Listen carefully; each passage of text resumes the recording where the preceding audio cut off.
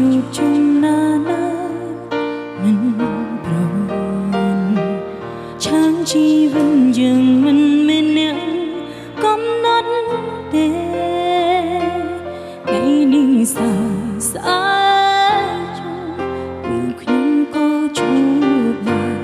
លើលោកនឹងគ្មានទេភាពអឹងមកតាំងបើសិនពេលវេលាអាចដើរថយក្រោយខ្ញុំនឹងមិនបណ្ដោយឲ្យអ្នកចាចេញទៅក៏ឈឺចាប់ជ្រាជ្រៅពេលដឹងថាលេងមានអ្នកនៅយើងត្រូវឲ្យគ្នារហូតផ្ញើពីងផ្ដែផ្ដាំថាខ្ញុំចាំអ្នកនៅក្នុងចិន្តា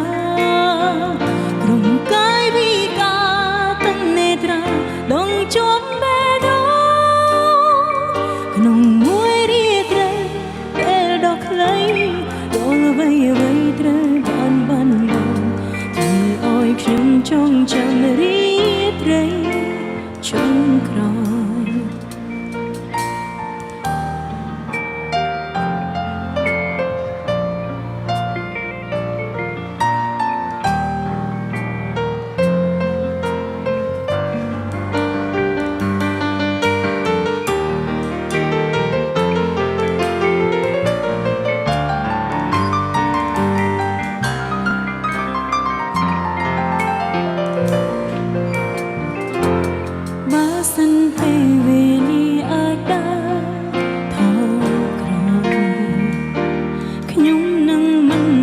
ដោយឲ្យអ្នកចាចេញទៅក៏ឈឺចាប់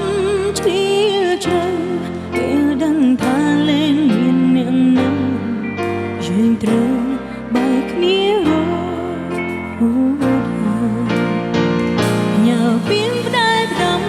ថាខ្ញុំចាំអ្នកនៅក្នុងចិន្តាក្រុមកាយវិការទាំងនេត្រាដងជាប់បេះដូងក្នុងមួយរាត្រីពេលដ៏ខ្លីពេលអ្វីត្រូវបានបាត់បង់ធ្វើឲ្យខ្ញុំចងចាំរាត្រីចុងក្រោយញ៉ាំពីងផ្ដែផ្ដាំថាខ្ញុំចាំអ្នកនៅក្នុងចិន្តាក្រុមកាយវិការទាំងនេត្រាដងជាប់បេះដូងក្នុងមួយរាត្រីពេលដ៏ខ្លីរាល់អ្វី